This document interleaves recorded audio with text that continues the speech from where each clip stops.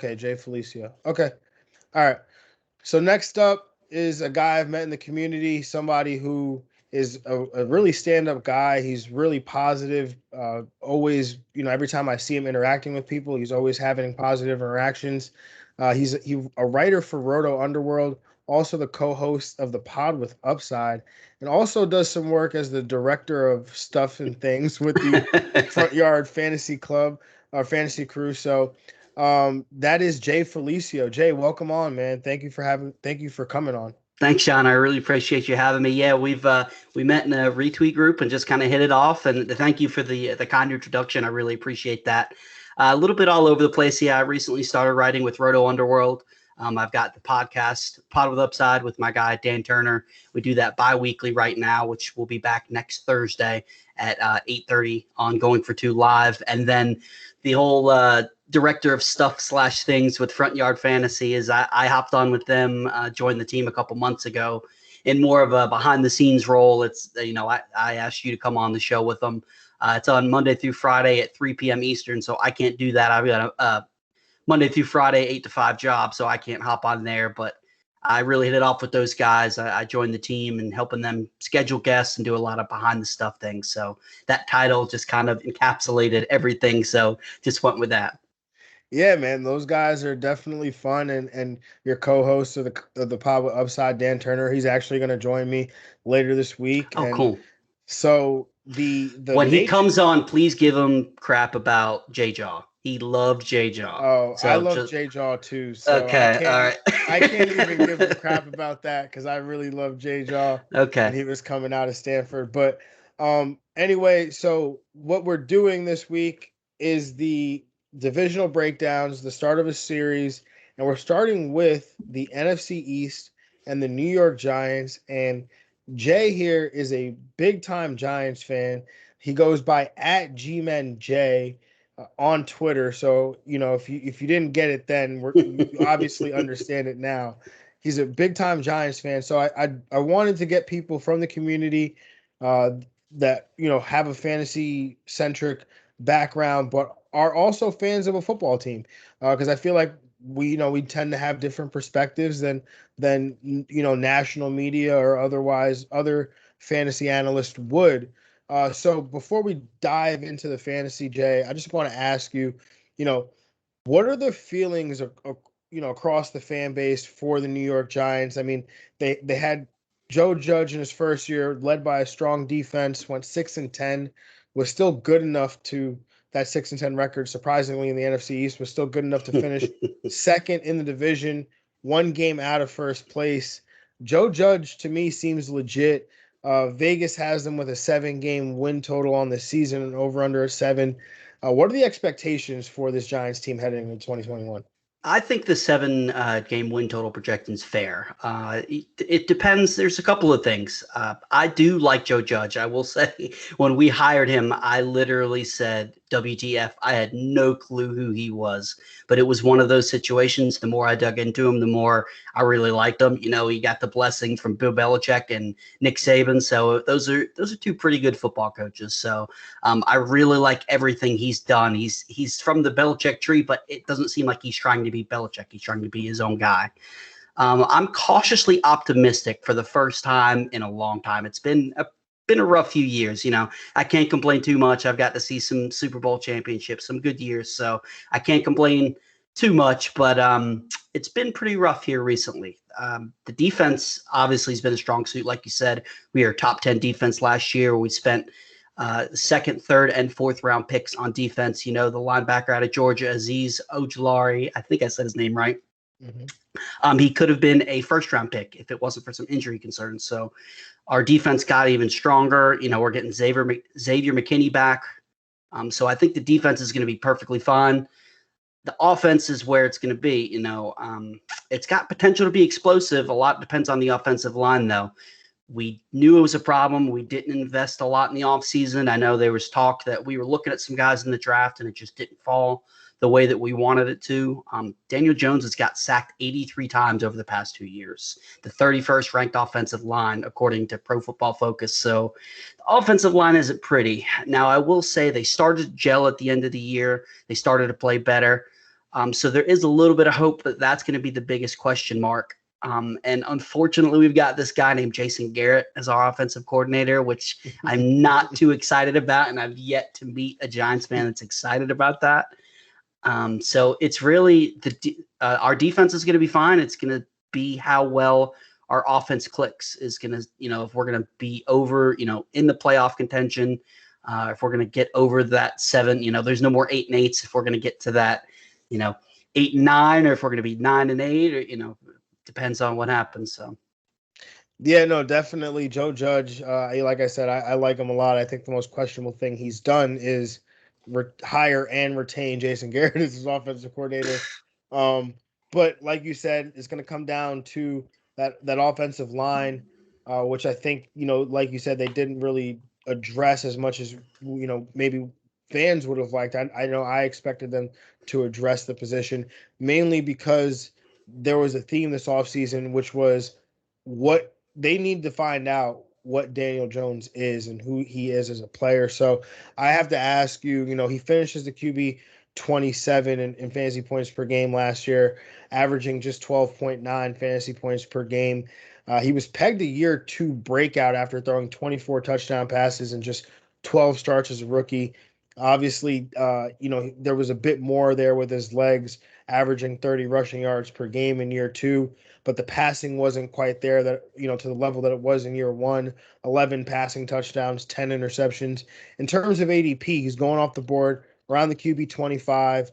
What kind of season can fantasy managers expect from Daniel Jones? And is he somebody that you're considering a value at his current price? I definitely think the value's there. I think he's worth the risk there, simply for, like you said, he can rush the ball. And when it comes to fantasy, that's huge. He had over 400 rushing yards last year. He was top 10 in rushing for quarterback both of the past 2 years. Again, it comes back to that offensive line. If he's turning the ball over because he's getting hit so much. I will say I don't think he's has that top 5 potential, but I definitely think if things break right, especially with the weapons that we got, he can be a QB1. That would have to be the perfect scenario. I would be comfortable with him in a super flex as my QB2, or want to take a flyer on a high upside backup because he's got some weapons now. We got an alpha wide receiver in Kenny Golladay. I really love that signing. While I don't like where we took Kadarius Toney, I like the fit from a football perspective. He could be our Curtis Samuel, our Laviska Shenault, a guy that we can play mismatches with, put him all over the field. And like you said, Daniel Jones can run. He tied Lamar Jackson and Kyler Murray for the most runs over 20 miles per hour with 4 last year. Granted, he did fall down when he was running. He ran a little too fast for himself. And just to be clear, I am in no way, shape, or form trying to say that Daniel Jones is anywhere near Lamar Jackson or Kyler Murray. It's just to bring out the point that he is fast. He is mobile. He's an Eli Manning clone that can actually run. His top speed of 21.2 is actually faster than Lamar Jackson's last year. So Gettleman knows he hitched his wagon to Daniel Jones. He's got him some weapons. We got a solid slot option with Sterling Shepard. He's got a deep threat in Slayton. I think Ingram's out the door. I think that's why we wound up with Kyle Rudolph. I think Jason Garrett is going to, make him his Jason Witten in this offense. So I think where he's going right now, you could do a lot worse. Yeah, I mean, like you said, as your QB2 or maybe even a QB3 in Superflex, I think that's pretty good value considering the guys he's going around. I mean, Tua Tagovailoa, Carson Wentz, Ryan Fitzpatrick. I'd probably go Ryan Fitzpatrick over Daniel Jones. Maybe maybe that's the recency bias. We've seen Ryan Fitzpatrick the last couple years. But then Ben Roethlisberger, Zach Wilson, Derek Carr, Sam Darnold. I mean, none of these guys bring the element of the mobility that Daniel Jones does. And when I'm taking a quarterback that late, I'm looking for that upside, and that upside is going to come through those legs and a blow up in the passing touchdown department, right? And Daniel Jones was a guy that had a 5.2% touchdown rate as a rookie, throwing again 24 touchdowns in 12 games. that 5.2% rate is the same rate that Justin Herbert had last year. So it's not out of the realm of possibility that we get some positive regression here from Daniel Jones, especially when you consider the weapons, and especially when you consider this guy coming back from his injury last year. And I'm talking about Saquon Barkley. We had high hopes for him. I know I personally had high hopes for him in 2020 because if there's one thing about Jason Garrett, he was going to hand the ball off to his RB1, and Saquon Barkley with that 5 point whatever it is yard per carry could have very well had a monster year if the volume was there, but obviously suffered the ACL injury. We know what kind of weapon he can be as a runner and a receiver out of the backfield. According in terms of ADP, I'm taking the ADP data from 4for4. He's going off the board as the RB5. Where are you at with Barkley, and how high are you willing to take him in 2021? Before this news about them potentially working him in slow to start the season, I was perfectly fine taking him as a second running back off the board. I honestly think he's going to be back to normal. I think he's, generational gets thrown around so much lately, especially in the fantasy community. He is one of the few players I honestly believe, and this isn't me just being a Giants fan. I work very hard, almost to a fault, to not be biased against, for the Giants, so much that I generally have a bias against the Giants when it comes to fantasy. With that being said, the rumor of them now wanting to work him in slowly to start the season, it makes a little more sense why we spent $3 million on Devontae Booker, which I don't agree with the signing. I think it was $3 million. I know it was a little more than I would have been comfortable spending. I still think by the end of the season, he's going to be that rock solid RB1. Could be some tough sledding to start the season, especially with that extra game. They might want to not use so much of the tread on his tires, but I think he is one of a handful of players that could wind up at the end of the season being the RB1 overall.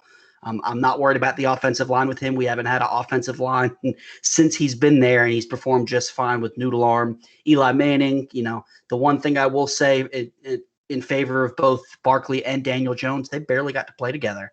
Daniel Jones' first start last year, 2 years ago, Barkley got hurt, and then he came back too early from a high ankle sprain. He wasn't that good. Towards the end of the season, he really turned it on. Then last year, he played a game and a half, so you really haven't seen the offense with both Daniel Jones and a healthy Barkley on the field for more than a handful of games. Yeah, I mean, I'm with you on Barkley potentially having that potential to be the number one back. I've got him sitting as my RB4 right now. And again, that's guys McCaffrey, Derrick Henry, Dalvin Cook. Those are the only three guys I would have over him at this point. And I think all those are completely fair. Yeah, but you look at what Barkley, like we were saying, they could ease him in.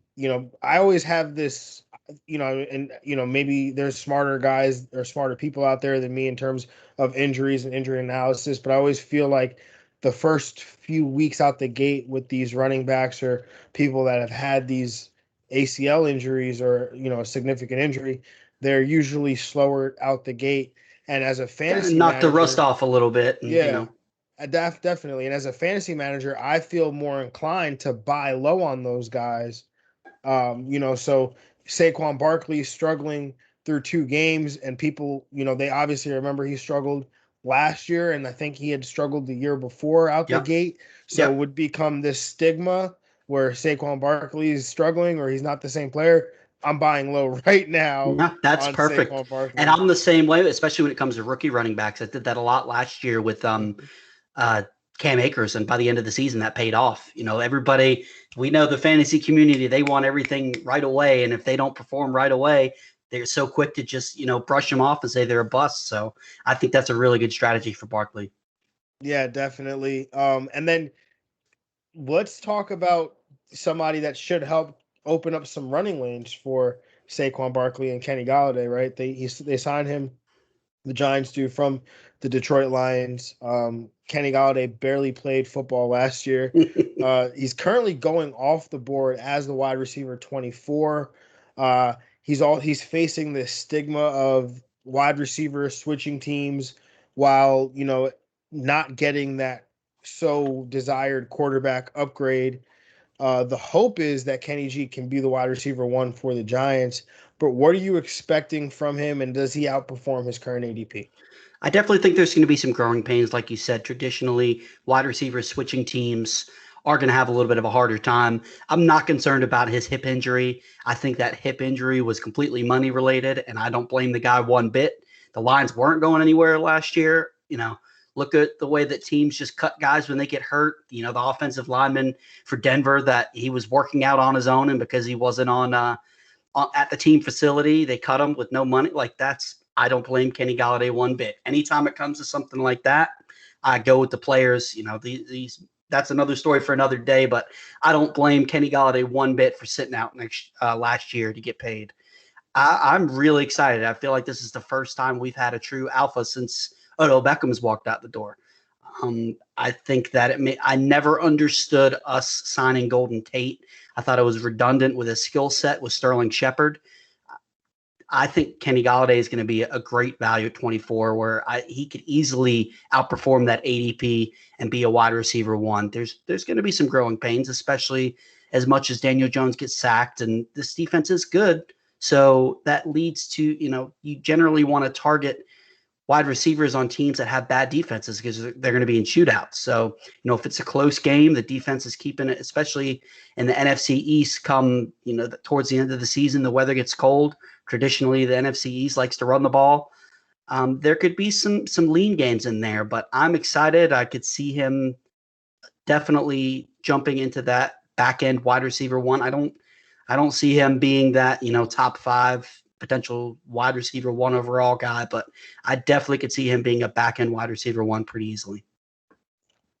Yeah, I mean, it's definitely going to come down to how did the touchdowns fall, right? Because this is a guy that has double-digit touchdown potential, and the red zone was a place where the Giants struggled last year. I mean, obviously, you don't have Saquon Barkley. They didn't really have a number one receiver.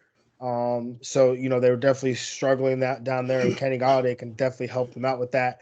And, I guess the question is, this is not an offense what we're expecting to be a lot of production in the passing game. We are expecting it to be a balanced offense, but who's the wide receiver two? I mean, Kadarius Toney, he's the rookie, hot new thing in town. Questions about whether he'll be more than a gadget player in year one, but he definitely adds an element that the Giants didn't have.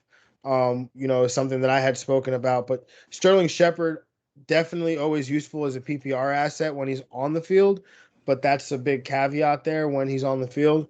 And then there's Slayton, who's just always been tantalizing with this big playability, and you see the potential, but he just hasn't been able to do it consistently enough. So these guys are going off the board. Toney, wide receiver 60, Shepard, wide receiver 75, and Darius Slayton as the wide receiver 86. But Jay, who are you taking? If I had to pick between those guys, I would go with Toney. Now, Slayton to me is a poor man's Deshaun Jackson. I like him. I think for real football, I think he's a perfect fit for this team. But for fantasy, this offense isn't explosive enough where you're going to trust to put him in, week out. His big games his rookie season were when Eli Manning was on the field. So he's never really had a huge rapport with Daniel Jones.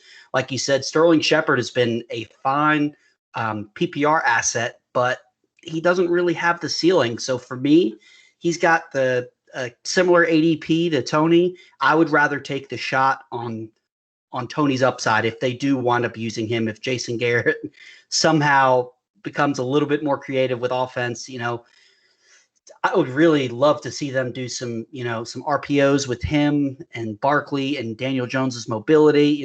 They could really have an explosive offense if they use the pieces right. So Shepard's probably the safer option, but you don't win championships by being safe. You need a bye week replacement. You need a guy who's going to get you probably 10 points, 12 points. Shepard's your guy. But if you want that upside, I would go with Toney. Yeah, I agree with that right there. If you're going safe, you want some weekly production, a weekly, a safe 10 to 12 points, go get Shepard. But, in if you're looking for that upside, you're looking for rookies, and Kadarius Toney has a ton of value right now just amongst the rookie class of receivers, right? Because he does have first round draft capital, but I just even from a dynasty perspective, you see how late he goes in these rookie drafts. It just kind of gives you an idea of the public perception of Kadarius Toney, even from a redraft perspective. So I definitely like that. Um, and maybe he gets used in ways that we saw Evan Ingram used last year. Evan Ingram was getting some jet sweeps and Yeah. some end arounds. So oh by all, it was a worse, not a worse, but a rough year for Evan Ingram in 2020. Mhm. For most of his career, Somehow Pro Bowler Evan Ingram, which I will never understand. yeah, a lot of Giants fans were pretty upset about that one, including my co-host Greg. But you know, hey man, I mean he played 16 games for the first time in his career. So but although he was healthy for the first time, he had career lows in yards per reception, touchdowns, yards per game. He also had a career high in drops, which was he was second in the NFL. So it just seemed like a down year for Ingram. Finishes the tight end 20, headed into a contract year. You've already kind of alluded to your thoughts and your feelings, but he's going off the board as a tight end 21. I mean, I looked at that and I saw that as free money, but it seems that you might feel differently about that. So I'm gonna I'm gonna ride the fence a little bit here. I definitely think that he's on his way out. But I will say where he's going, like you said, it's free money. That is a lottery ticket I'm willing to scratch, especially, once you get past the top 3, 4, 5 tight ends, it gets ugly real quick. And he does have the athleticism. If he could ever just hold on to the ball, he could be in conversation. We saw it his rookie year. He could be in conversation for one of the top tight ends. I don't ever think he's going to be the Travis Kelce's, the Kittles, the Hawkinsons, the Wallers, but as we know, you go 3 catches, 30 yards, and a touchdown, and that's a tight end one. So it is a contract year, and I think them not picking up that fifth-year option speaks volumes about what their plans are for him. Plus, going and get Kyle Rudolph, like I said, I think I think Garrett is going to use him as his Witten in this offense. I could see, you know, Kyle Rudolph winding up with 5, 6 touchdowns. I could see them using him in the red zone to shore up some of their red zone issues. His rookie season was his most productive season, and a lot of people don't realize it if you didn't watch the games. We were throwing out practice squad wide receivers that year. Like we were signing guys off the practice squad, practically off the street to play that year. Our injuries were just ridiculous. So he was the only guy on the field. That's why he was producing. Um, Last year was the first year he was able to stay healthy. He's got an issue with drops. I think he's going to wind up getting phased out of the offense. Like I said, riding the fence a little bit. I think it's worth a shot. That last round, like you said, he's practically free. Nobody's drafting him. He's got the athleticism. He's got the draft pedigree, like we talked about. He can do it. So you could have a lot, worse options as a second tight end, just as a flyer. If it doesn't work out, you could always drop him. You're not going to have to spend that much. Yeah, I mean, just to give you an idea of the tight ends going in this ballpark of the tight end 21, where Evan Ingram's going again, this ADP is according to 4for4. They aggregate some ADP across multiple sites, but Jared Cook, Zach Ertz, both going ahead of Evan Ingram. Adam Troutman, Cole Kmet, Blake Jarwin, Dalton Schultz. Those are the names directly after Evan Ingram. This guy is this. We're talking about a guy that people were drafting as a top 6, top 7, maybe even tight end last year, and now he's going as the tight end 21, basically for free. Hey, a lot of times we have to tell ourselves these stories, right? We have to come up with, because it's not just about definitively what may or may not happen, because at the end of the day we don't necessarily know, but we could talk about range of outcomes. And you talk about Kyle Rudolph, well, maybe the Giants get into some 12 personnel, maybe that opens up Evan Ingram to do some more of Yeah. these things that we know he's successful at, being lined up as a wide receiver, being lined up in the slot, being a mismatch weapon. And Kyle Rudolph is, helps Evan Ingram in a way. Yeah. Who knows? But And Rudolph tight hasn't been a beacon of health either in his career, so he could very easily get hurt as well. He barely passed a physical for them to sign him. So yeah. Yeah, no, absolutely. So tight end 21, I think it's worth the upside here to take a shot on Evan Ingram. Um, Jay, that is pretty much all I've got in terms of players. I guess I just want to ask you, what is your prediction for the NFC East? Who's winning it, and what place will the Giants finish in? So my co-host will not be happy about this, but I think that the Eagles will wind up in last place. They got a lot of holes. I do like Jalen Hurts, especially from a fantasy perspective, and I think he can be the long-term answer. But they've got some issues. They're getting up there in age, especially on their offensive line. I'm going to put them at last. I could really see it going any way with the next three. I will put the Cowboys at third place. I think Dak coming back is obviously a huge boost. Their offense is going to be phenomenal, but them too, their defense they've got a lot of holes. I think they'll be better. um, as much as this hurts me to say, if I'm being unbiased, I think the Washington football team is going to win this division. I think if it's all going to be on Fitzmagic. The only thing that concerns me about him is anytime he's gone somewhere and had actual expectations on him, he's kind of fell flat on his face, with the Jets, with the Bills. So he likes to be that guy that comes in and saves the day. So if he can go in and just maybe his old age, he can use that Harvard education that everybody likes to talk about. He's got the weapons with, McLaurin, with Samuel, with Antonio Gibson. That defense is unreal. That front four is just last year there was a lot of Giants fans who were upset that the Eagles threw that last game and the Giants didn't get in the playoffs. But you know what? We won 2 meaningless games against the Redskins 2 years ago, and that cost us Chase Young. So I would much rather the Giants weren't going to win the Super Bowl last year. That I would love to have Chase Young on this team, but that's another story for another day. Like I said earlier, I think it's going to be a 2-horse race between the Washington football team and the Giants.